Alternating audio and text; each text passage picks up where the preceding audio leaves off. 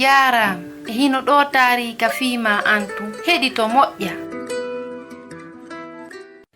Fii jiiriya to e akaabu fii heɗitagol hawa Allah kan hari eɓɓooje fii ɗaɓɓugol lanɗo leydi ndingon no jokka muraadu moƴƴuru.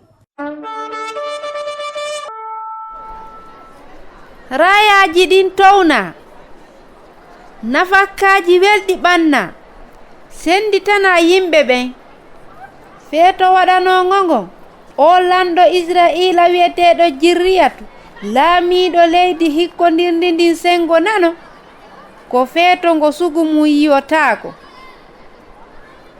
Hari himo sogitino wondema jamfano ɓaawol ngal tawi Akaabu lanɗo on habbaaki ko juuti fiino o feññinira faalle makko ɗen. Ko ono yo Jirriyatu lanɗo on hina min jeyi hankadi ramooti ɗum no sonjinmi haray ɗon waawi wallitaade lanno mi hettira saare nden. Pellet hiɗon waawi tañinorde suufaaɓe hamɓe kono hara moƴƴa kaado rentawo landagol Allah waaju makko koko Allah faala kon mi waɗata.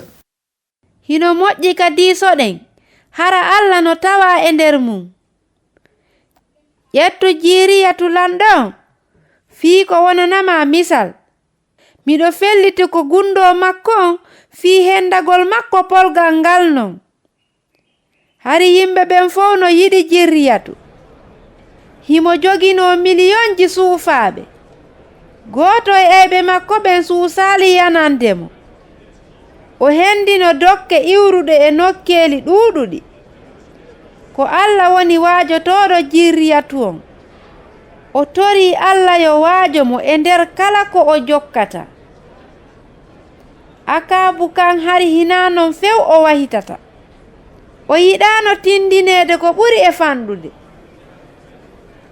Ɗum kadi no waawi arude ka wonɗon ɗon nde faalaɗa tindineede woɓɓe yo ɓe heɗo Allah.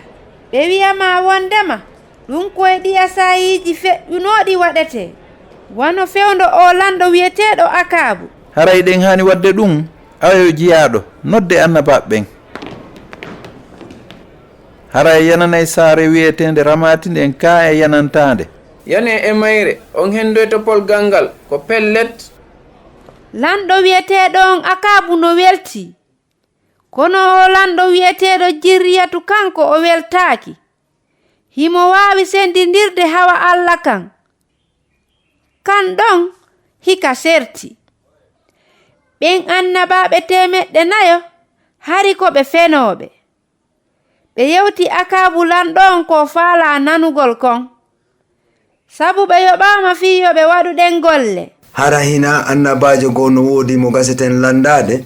On no woodi kono miɗo anyimo ko piiji hulɓiniiɗi tun o feññinta. Adde mo ɗo.